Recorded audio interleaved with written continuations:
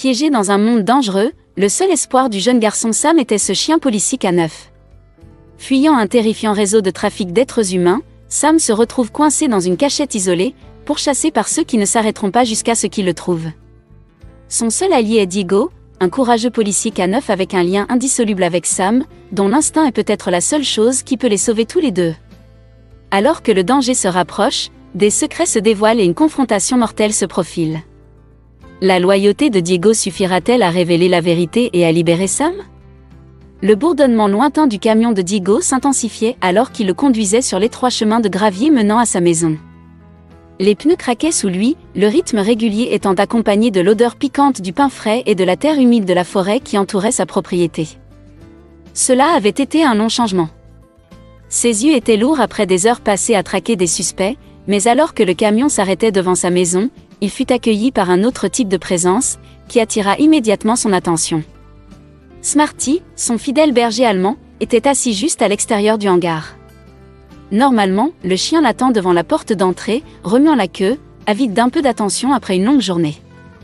Mais ce soir, Smarty était tendu, son corps enroulé comme un ressort. Ses oreilles étaient plaquées contre sa tête et ses yeux ne quittaient jamais le hangar. Un grognement sourd résonna du plus profond de sa poitrine, avertissant toute personne à proximité de rester à l'écart. La curiosité de Diego fut piquée et il sortit du camion, ses bottes ne faisant aucun bruit à son approche. Le grognement de Smarty s'intensifia, même si le chien ne quittait pas le hangar des yeux.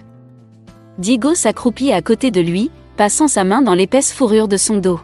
« Qu'est-ce qui t'énerve, mon garçon » murmura-t-il en jetant un coup d'œil vers le hangar. Il n'y avait rien d'inhabituel dans cet endroit, c'était juste un petit bâtiment de stockage où Diego gardait de vieux outils et du matériel de jardinage. Mais quelque chose était différent ce soir.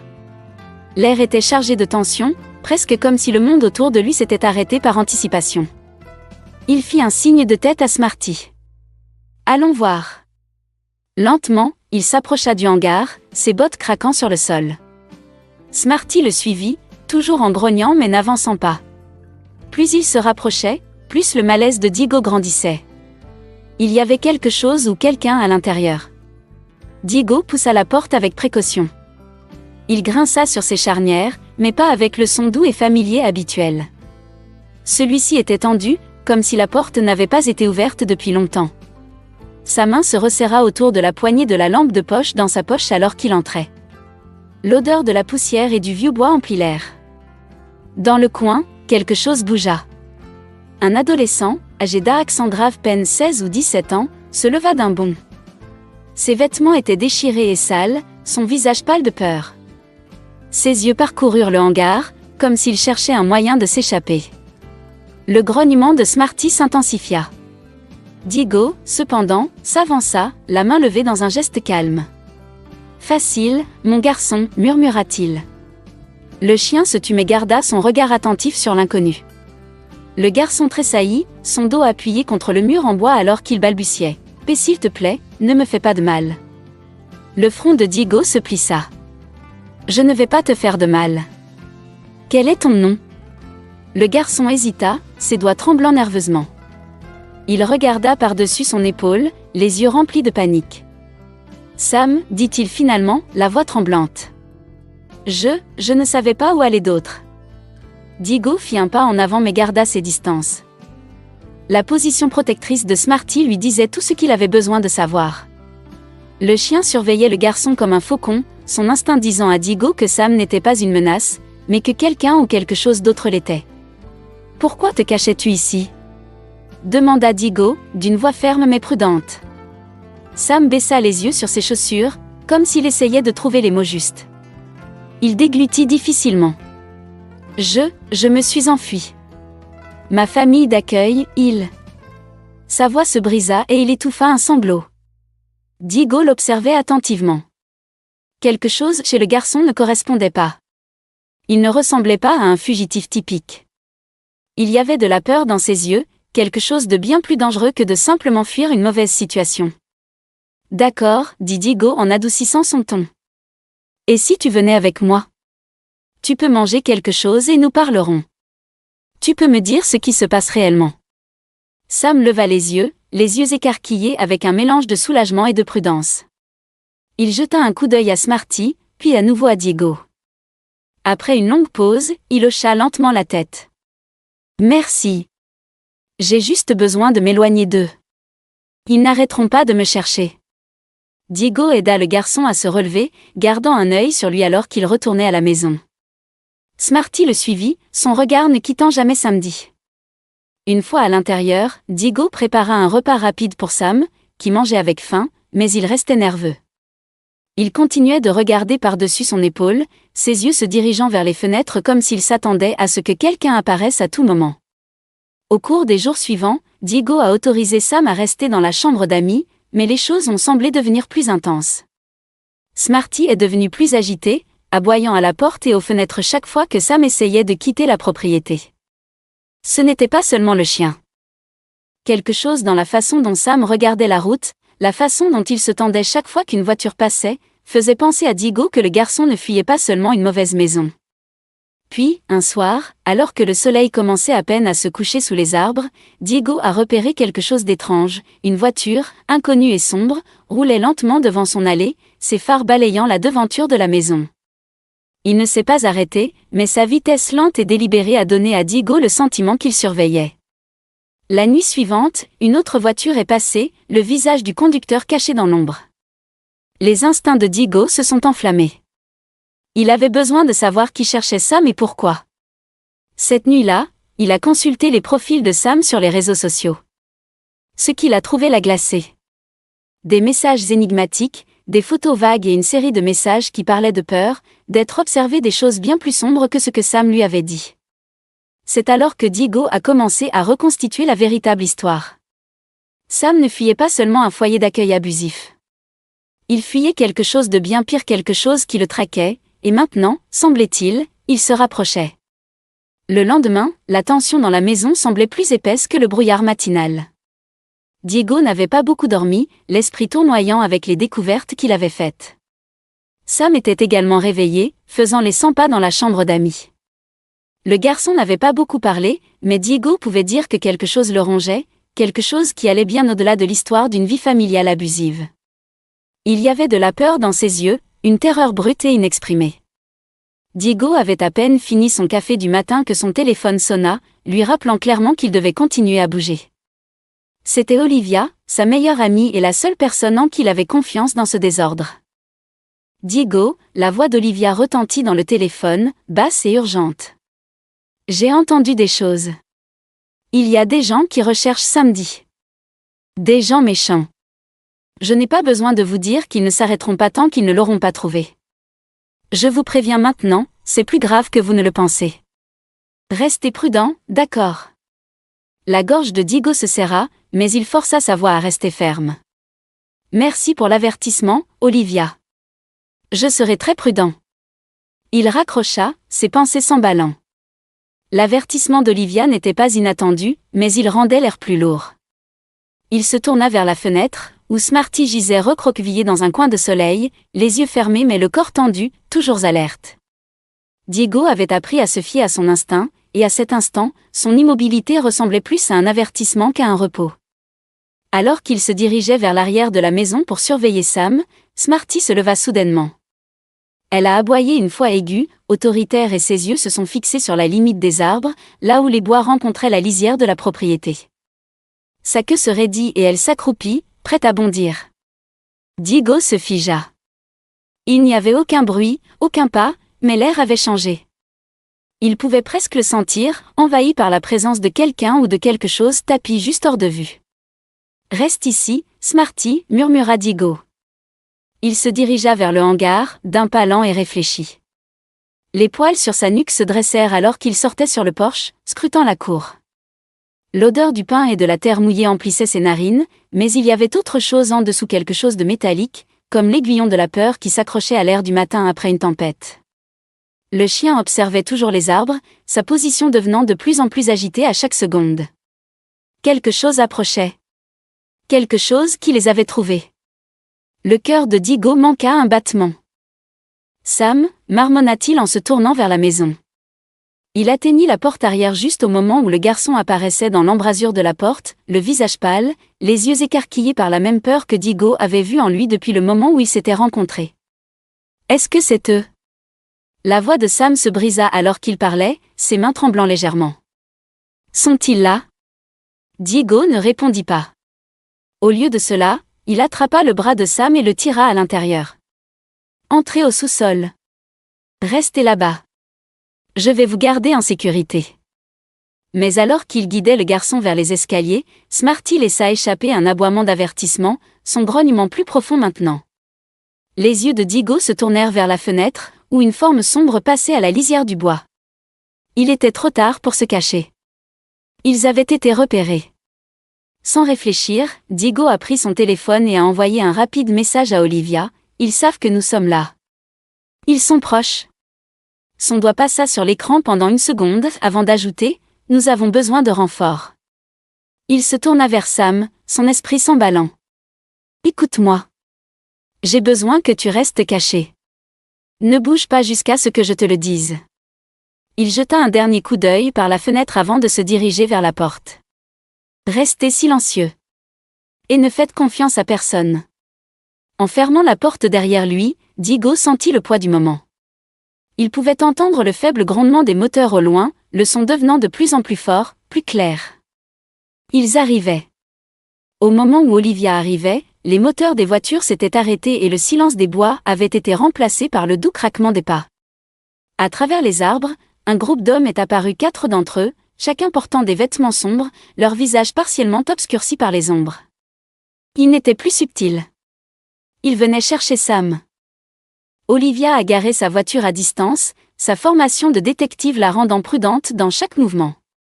Elle et Diego se sont rencontrés derrière la maison, où ils ont discuté rapidement de la situation, à voix basse. « Il ne s'agit pas seulement de quelques gars qui cherchent à ramener un fugitif, » a déclaré Olivia, le ton coupé. « Ils font partie de quelque chose de plus grand. C'est organisé. » Diego hocha la tête, l'esprit toujours en ébullition. « J'ai creusé, et c'est encore pire. » Sam ne fuyait pas seulement un mauvais foyer d'accueil. Il a fait partie de quelque chose qui, c'est plus sombre que je ne le pensais. Les yeux d'Olivia se durcirent. « Que veux-tu dire ?» Il fuit un réseau de trafic, a déclaré Diego, la voix ferme mais empreinte de tension. Les gens qui le poursuivent, ce sont eux qui contrôlent la situation. Et ils ne vont pas s'arrêter. Smarty, qui observait les bois avec une intensité constante, laissa soudain échapper un aboiement aigu, les surprenant tous les deux. Ses oreilles étaient pointées vers l'avant et elle commença à faire les 100 pas dans la cour, reniflant l'air. Elle était en alerte, ses sens lui disaient que quelque chose se rapprochait. L'air semblait épais, dense, comme si le monde lui-même retenait son souffle. Chaque murmure du vent à travers les arbres semblait plus fort, chaque craquement d'une brindille sous les pieds de Diego plus prononcé. L'odeur de pin et de terre humide mélangée à la légère odeur de fumée, ajoutant une nuance troublante à cette soirée autrement calme. C'était comme si la terre elle-même savait que quelque chose de sombre approchait. Diego se tourna vers Sam, ses mains agrippant plus fort le cadre de la porte. « Rentre à l'intérieur, maintenant. » Sam hésita au début, son visage étant un masque de confusion et de peur. Son regard se tourna vers les arbres au-delà, où les ombres semblaient se déplacer dans une danse trop douce pour être naturelle. Quelque chose allait arriver, quelque chose de bien plus grand que le passé du garçon. Sans un autre mot, Sam entra, la porte se fermant avec un bruit sourd. Les yeux de Diego restaient fixés sur la limite des arbres, à l'affût de tout mouvement. La tension flottait dans l'air comme le calme avant une tempête. Les instants s'étiraient, chaque son était amplifié, le bourdonnement des insectes, le bruissement des feuilles, le cri lointain d'un hibou. Smarty fut le premier à réagir. Son corps se tendit, ses muscles ondulaient sous sa fourrure lisse alors que son grognement devenait plus fort, plus insistant. Elle allait et venait, les coussinets de ses pattes émettant à peine un bruit alors qu'il se pressait contre le sol. Ses yeux perçants ne quittaient jamais les bois sombres. Diego le savait. Le piège était tendu. Il n'y avait plus aucune issue désormais. Avant même qu'il ait pu saisir son téléphone pour appeler des renforts, une silhouette émergea de l'ombre, un homme, se déplaçant avec détermination et avec une familiarité qui frappa Diego comme une gifle. Sa silhouette se dessinait sur le ciel sombre, grande et large d'épaules, le visage caché sous une casquette. Mais Digo l'a reconnu instantanément. Officier Cole, appela Digo, d'une voix basse mais avec une note d'incrédulité. L'homme n'a pas bronché, n'a pas hésité. Ses lèvres s'étirèrent en un sourire fin, presque méprisant. Tu aurais dû rester en dehors de ça, Digo. Maintenant tu es trop plongé. Le monde semblait ralentir à mesure que la prise de conscience se faisait sentir. L'officier Nathan Cole, quelqu'un avec qui Digo avait travaillé pendant des années, quelqu'un en qui il avait confiance, était l'un d'entre eux. Une partie du syndicat qui avait tourmenté Sam et d'innombrables autres. J'aurais dû le savoir, marmonna Digo, plus pour lui-même que pour Cole. Ses mains serrèrent les poings, non pas par rage, mais pour garder le contrôle qu'il perdait à chaque seconde qui passait. Cole s'avança, ses mains posées nonchalamment dans les poches de sa veste. J'ai essayé de te prévenir, Digo. Tu penses que tu peux détruire un empire avec un chien et quelques bonnes intentions?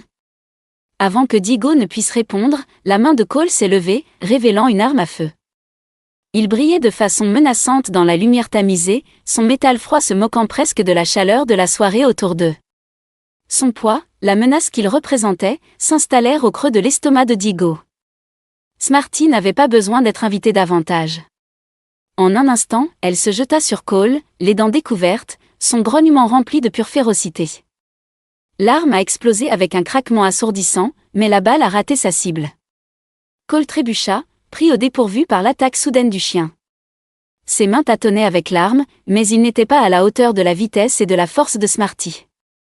Digo bougea, attrapant instinctivement l'arme à ses côtés. Son poids lui semblait désormais étranger à la main, il n'avait jamais voulu l'utiliser, mais cette fois, il n'avait pas le choix. Il a tiré, le coup de feu résonnant dans la cour, mais il ne visait pas Cole. C'était un avertissement. Un signal pour lui faire comprendre que ce n'était plus un jeu. Les yeux de Cole s'écarquillèrent tandis qu'il reculait, mais il n'avait pas encore fini.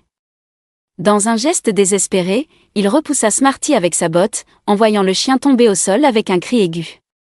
Le son résonnait dans l'air, traversant la nuit comme une blessure. Avant que Digo ne puisse réagir, Cole se jeta sur lui.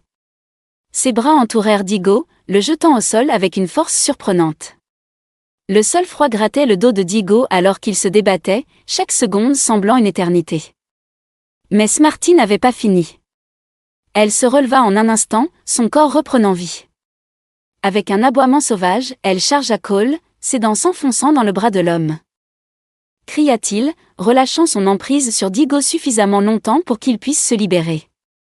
Digo se leva précipitamment, sa respiration étant courte et superficielle. Il attrapa son téléphone, les mains mouillées de sueur, et envoya un SMS rapide et laconique, « Cole est avec eux. Nous avons besoin de renforts. Maintenant. » Les secondes s'éternisèrent tandis que Cole se relevait, la rage et la douleur assombrissant son visage. Mais avant qu'il ait pu faire un autre geste, le son indubitable des sirènes retentit au loin. Olivia était là. Digo n'a pas attendu que Cole récupère. Il attrapa Sam par le bras et l'entraîna dans la maison, l'incitant à avancer plus vite. La porte se referma derrière eux, le bruit des pas et des cris devenant plus fort à l'extérieur. « Reste couché », murmura Digo avec urgence. « Restez hors de vue. Ils arrivent. » Sam hocha la tête, son visage pâle mais déterminé, le poids du moment s'enfonçant en lui. Il ne s'agissait plus seulement de lui. Il s'agissait de tout mettre en lumière, d'arrêter cela une fois pour toutes. Quelques minutes plus tard, Olivia franchit la porte en trombe, le visage tendu par l'urgence mais les yeux perçants de concentration. « Nous ne sommes pas en sécurité ici », dit-elle rapidement. « Nous devons bouger. » Alors qu'ils se blottissaient tous les trois dans la faible lueur de l'intérieur de la maison, ils savaient que le combat n'était pas encore terminé. La vente aux enchères était le dernier acte du syndicat, leur dernière démarche pour brouiller les traces avant de disparaître à nouveau dans l'ombre. Mais cette fois, Digo était prêt. L'assaut final fut rapide. Infiltrer la vente aux enchères était comme un rêve en mouvement, tant de choses se passaient en même temps, la tension était palpable, chaque seconde comme un battement de cœur qui pourrait s'arrêter d'une minute à l'autre. Les trafiquants n'avaient aucune idée de ce qui allait arriver. Alors qu'ils entraient au cœur de l'opération, les yeux de Digo se tournèrent vers le cerveau, nul autre que la personnalité locale qui avait dirigé les foyers pour jeunes. Le visage qui avait été caché à la vue de tous, utilisant la charité pour dissimuler un réseau d'horreur. Smarty est de nouveau entré en action, ses sens les guidant à travers le chaos. Lors d'une confrontation finale et décisive, Diego et Smarty se tenaient côte à côte, face au cerveau. Son sourire narquois disparut en un instant lorsqu'il réalisa que le jeu était terminé. Les policiers sont entrés en masse, le bruit de leurs bottes au sol remplissant la pièce, noyant les derniers vestiges de la vente aux enchères. Dans la foulée, tout s'est mis en place. Le syndicat s'est effondré. La vérité, une fois enfouie dans l'ombre, a été exposée à la vue de tous. L'agent Cole et les autres personnes liées à la corruption ont été arrêtés. Et Sam? Il était libre. La tempête enfin derrière eux, Sam se leva, les yeux remplis de gratitude. « Je te dois tous, dit-il, la voix pleine d'émotion. »« Je ne peux pas. »« Tu ne me dois rien, l'interrompit Diego, la voix calme. »« C'est fini maintenant. Vous êtes en sécurité. » Alors que le poids du passé disparaissait, Diego et Smarty marchaient côte à côte, sachant qu'ils avaient fait quelque chose qui comptait. Ils avaient rendu justice aux ténèbres, et désormais il n'y avait plus que de la lumière devant eux.